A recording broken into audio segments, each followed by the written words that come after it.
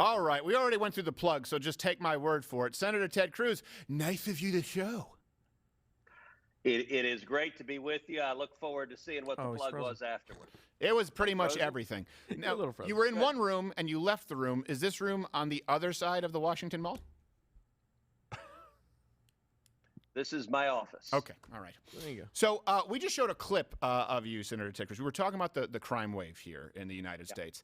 And we just showed that clip with you and questioning or spoke out, against the attorney, I want to make sure I get the name right, Rachel Rollins, citing leftist DAs. And you've also said that a lot of these left-wing DAs, and I want to be clear about this and give you the floor so that people don't misquote you, a lot of them are funded by George Soros. But to be clear, that's a fact. You're not an anti-Semite, correct? That is correct. I am an anti-letting violent criminals go to murder people person. Yes, exactly. And we've talked about this too. How does that work? When you say a lot of them are funded, people use the term funding and they try and act like it's a conspiracy. What you mean is there is political support, clout, and financial support by George Soros for some of these DAs who are very, very weak on crime, right? Look, most DA's races are not heavily funded. Right. They don't tend to be a presidential race, a Senate race, a governor's race. Both sides raise tens of millions, hundreds of millions, billions of dollars in a presidential race. DA's races tend to be fairly low-dollar affairs. They tend not to dominate the headlines.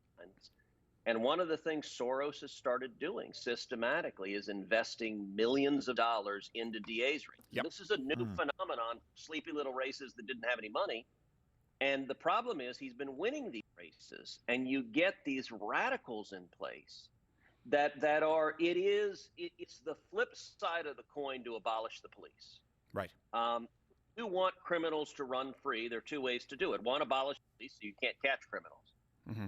And number two, put DAs in office who refuse to prosecute criminals. And look, I don't get the mind of a leftist. It strikes me as like some horrible maze of asinine stupidity. It's like that movie, The Cell, yes. But when they look at violent criminals, their reaction is let them go. Yeah. You know, Kamala Harris raised money to pay for the bail of violent rioters in Minneapolis. I know.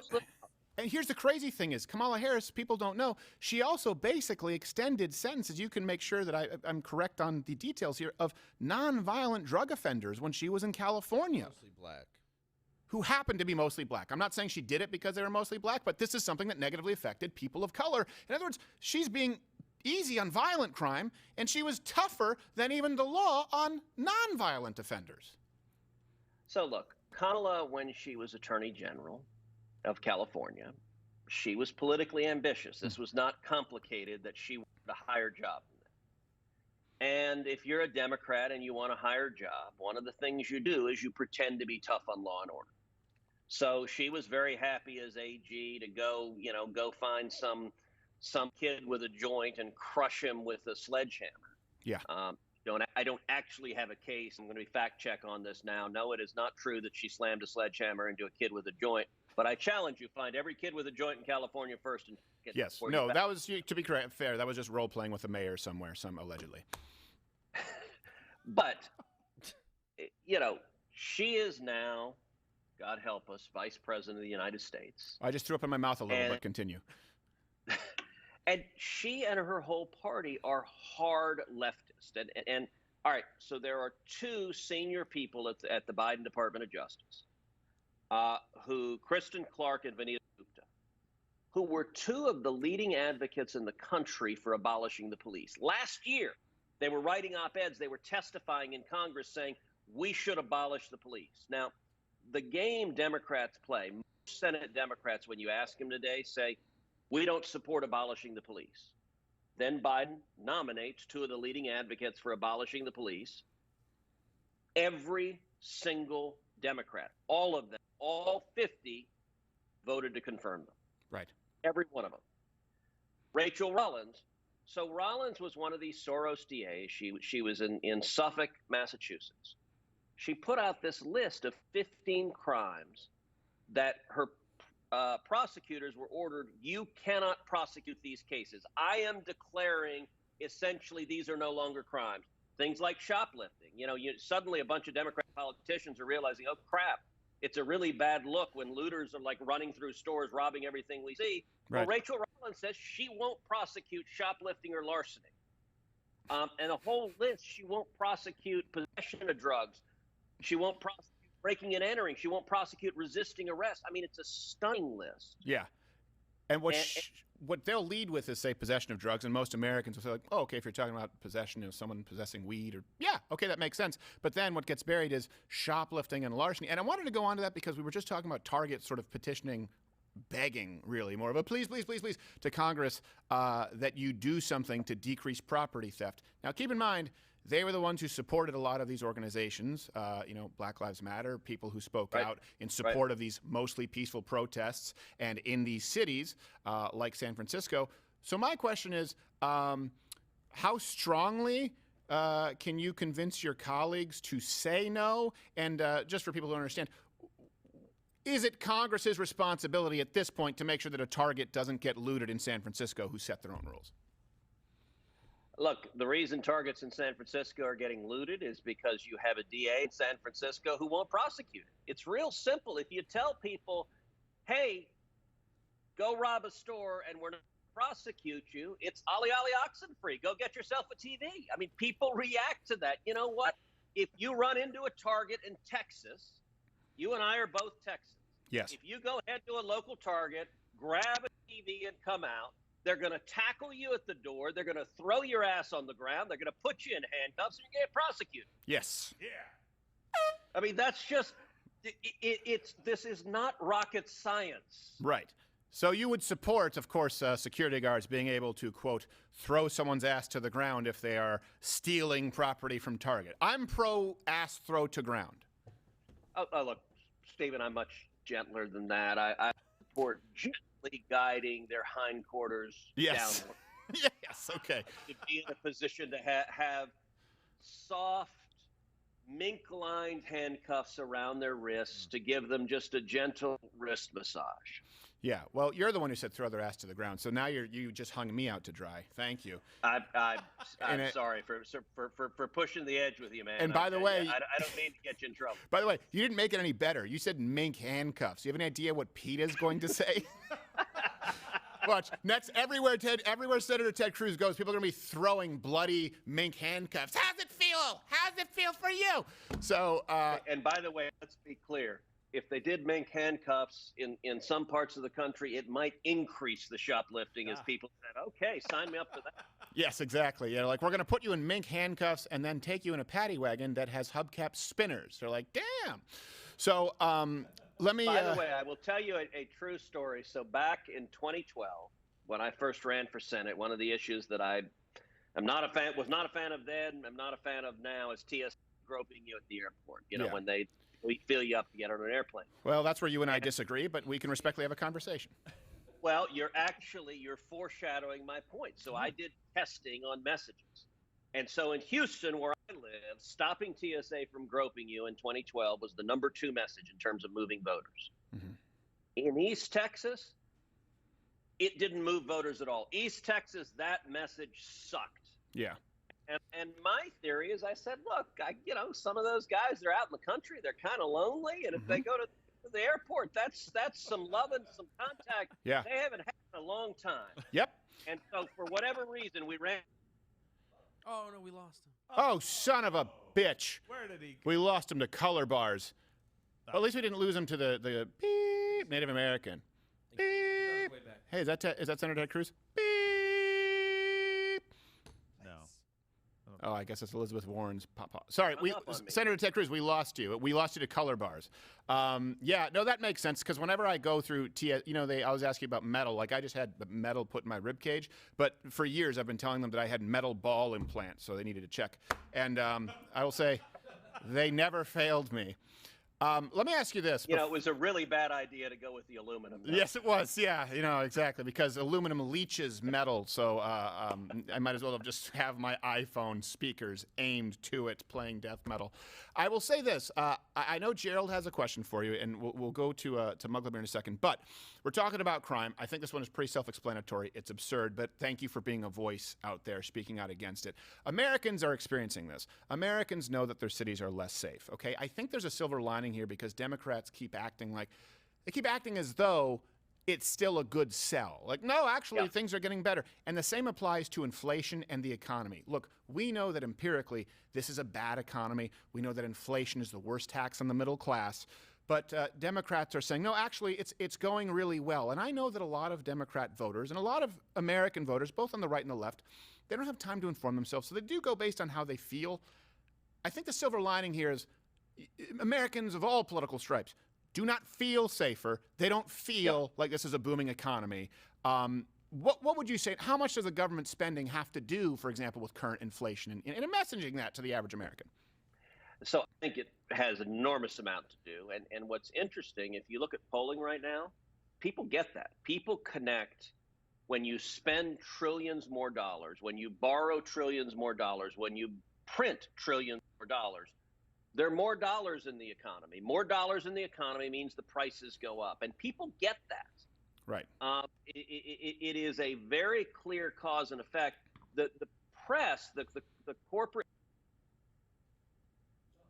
Uh-oh. You know what? Maybe we really do need to raise the debt ceiling. There he goes, gone.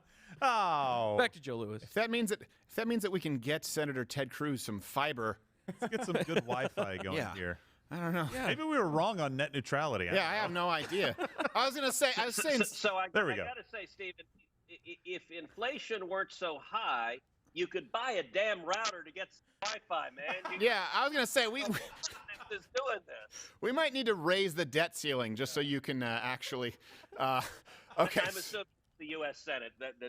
I know it wouldn't do anything, but to be honest, my employer does have $29 trillion in debt, so you can understand they're not being able to purchase decent Wi-Fi. But yeah, also the janitor is also the Wi-Fi guy and also the locksmith, but only for a fortnight. So that's a blacksmith. Sorry, metallurgical arts. So go back to what you're saying about inflation, that it obviously does increase. I mean, I think people know you print more dollars; those dollars are worth less.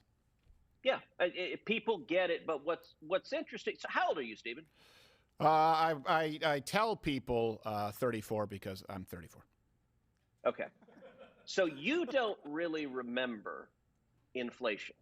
Like in your life. No, and I talked about that on this show. Never in my lifetime have I experienced this. Well, I kind of did because I was in Canada, and so I experienced the dollar difference. Oh, so okay. like Nintendo 64 games were like $69.99 or $79.99 in Canada, where they were $39.99 here. And so I experienced at one point the Canadian dollar was worth a little more than the American dollar for like 3 months, but the prices were still high.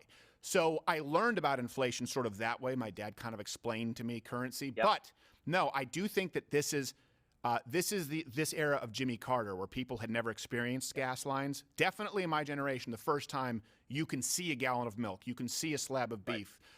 This is the first time. So, and there are a ton of people, I think everyone who's 20-something or 30-something, this just has not, we've been in this sort of weird holiday from economic history for the past 20, 30 years. But I'm 50. I was a kid in the 70s. So I remember Jimmy Carter when he was president. I remember my parents had a home mortgage where the mortgage rate was 14.5%. Like my current home mortgage is 2.65%, and I'm grumpy that it's not 2.5. Like I'm mad that extra 0.15 I'm paying. 14%. Like you want to talk about kicking the crap out of you. Yeah. Inflation is brutal. We're up to 7% right now in terms of inflation, and if this keeps going, it gets really, really ugly, and people are seeing it. But I think for younger people, they don't really understand what this means until. And the problem is when inflation gets cranked up and moving, it is very hard to turn around. Yeah, it's very hard to turn around. I really need to get a better deal on my mortgage. I was literally just thinking about that. I've hit like 25 down, I think. I want to say it's over 3. Is that a plug? No, I need to find someone out there. I need someone with more vowels in their last name. Let me ask you this, Senator. Well, you know what, Senator Ted Cruz, Gerald has a question for you. right. That just to be fair, this is not he's a little aggravated because of the stuff that was happening with Stossel and Facebook, and I wanted to give him the floor. Yeah, well, and you're familiar with that. You actually came. Well, also, by the way, that we're not on YouTube for reasons that have never been explained and not even violations. That's true. So it ties in. But go ahead. Well, so what I'm frustrated is the moment in time that we have here, right? So I've followed your career since you were in Texas. You came and spoke at my church, I think, in probably 2008, 2009, and I love what you've done. I love how you speak out on a lot of these things. But one of the things that frightens all of us is Section 230, this defense that is claimed immediately. And I know that you've railed against it, but listen, we got to start landing some blows. This is somebody controlling the information game, and if they get their way, we won't have a chance ever. How do we stop this? Not the political system stopping this, if that's even possible, if you guys are playing like 6D chess behind the scenes, but we have to do something. What are we doing? Yeah. So, look, it's a great question. I think it is the single biggest threat to free speech in America. And it's the single biggest threat to free and fair elections in America. Is big tech, the Silicon Valley billionaires are drunk on power. They censor and silence views that they dislike. I had the CEO of YouTube in my office, actually just 20 feet away on the couch right over there, chewing her out about your show. Oh, thank you. And we had this conversation in the office, and she said at the time, well, I admit that Crowder hasn't violated our terms of service, but we only demonetized him. We didn't ban him altogether, so you should be happy that we didn't completely silence him. Yeah. And it was the Orwellian, and I chewed her out in that conversation. Yeah, I appreciate it. The challenge, so your question is, what can we do about it? There are a lot of things we can do about it. Number one, we should use Section 230 to force big tech to be neutral public fora again. Section 230 is the special immunity from liability given to big tech. When Congress passed it, they believed they'd be neutral, and they were neutral then. Big tech made a decision to stop being neutral. We ought to say, all right, if you're going to be biased and censored, you don't get any immunity from liability. They can sue the hell out of you. That's number one. Number two, we ought to use the antitrust laws to go after and break up big tech. It has long been against the law to abuse monopoly power. That's what big tech is doing. Right. And then number three, we ought to use consumer protection laws because they're engaged in deception and fraud. And put simply, when someone signs up on a social media company, the basic promise that they're making is if you follow someone, you'll see what they post. Right. And if someone follows you, they'll see what you post. Yeah. Big tech is breaking that promise. They're lying to you because if they don't like what you post, guess what? The people who have chosen to follow you don't get to see what you post because they don't like it. Yeah. And the problem is, so there are two problems. Number one, in the current Congress, the chances of Congress doing anything positive about this are zero because the Democrats are in bed with big tech. They want big tech to censor more. So Nancy Pelosi and Chuck Schumer ain't going to do nothing. And Hirono's the worst, but continue. I'm not arguing with you. Oh, she was on I'm watching on television. Do you have any idea how surreal it is? She's like, when you haven't banned hate speaker, Steven Crowder, and I'm just sitting here like, oh, piss off at the screen. Sorry. I don't like her. We had 4 years of the Trump administration, and I tried desperately to get the Trump administration to be effective in going after big tech. I literally, this is not an exaggeration, I had multiple meetings on this topic with President Trump, with the Vice President, with the White House Chief of Staff, with the White House Counsel, with the Attorney General, with the Deputy Attorney General, with the Assistant Attorney General for Antitrust, with the Chairman of the Federal Trade Commission, with the General Counsel of the Federal Trade Commission, with the Chairman. Oh, just when he was getting good. Just when it was getting good. He'll come back. We need him to come back because I have a follow-up here. Yeah. Beep. Oh, no, color bars. Okay, I think we have Senator Ted Cruz here again. What was the last name he said? The general chair person? Something? All right. All right, sorry. You were going through a list, and you said something chairperson was your last word. And I know once it's done, Gerald has a follow-up, and I have one final thing, but I want you to finish your thought. Yeah. So I was saying the people I met with on this topic, the chair of the Federal Trade Commission, the general counsel of the Federal Trade Commission, the chair of the Federal Communications Commission, all of them, I set up meetings with them and tried to get them to effectively go after big tech. Right. Trump wanted to. He kept saying, let's do something on this. His team was not able to effectively execute. And the problem at DOJ is it's very siloed. So the antitrust guys, they think about traditional antitrust problems. In antitrust law, usually the harm in antitrust is prices go up. With big tech censorship, it's not prices go up, it's they're abusing monopoly power to silence voices they disagree with. And so those guys, what I tried to get, I met with actually both Jeff Sessions and Bill Barr, so both of Trump's attorneys general, I met with this. And I tried to get them to form a DOJ task force with multiple people from multiple divisions to develop a legal strategy to go after this. They simply either didn't want to or were not able to get it done. It was maddening. So what can we do in the short term? The best hopes are, number one, private litigation. Number two, state attorneys general. State of Texas is leading it. Actually, my former chief counsel, a guy named Judd Stone, is the current Solicitor General of Texas, my old job. He's leading the state's lawsuit against big tech trying to fight this. That's one of the best avenues for moving forward. Also, state laws trying to engage in it. And then what we need to do is win Congress back in the White House and actually effectively use federal government power to go after this. But definitely to do it. Well, I'm going to say one thing because Gerald has a follow-up question, but let me give you a couple of things here. And this is going to sound selfish, but this is very important. So not only are you talking about people being able to follow you, being able to see what you post. That's not the case. We have direct A/B testing with YouTube, just to be clear, where when we were monetized, we never gained less than 130,000 subscribers a month, maybe 110. They demonetized us once, went down to 30. Remonetize us again, up to 140,000, 150,000 subscribers gained a month.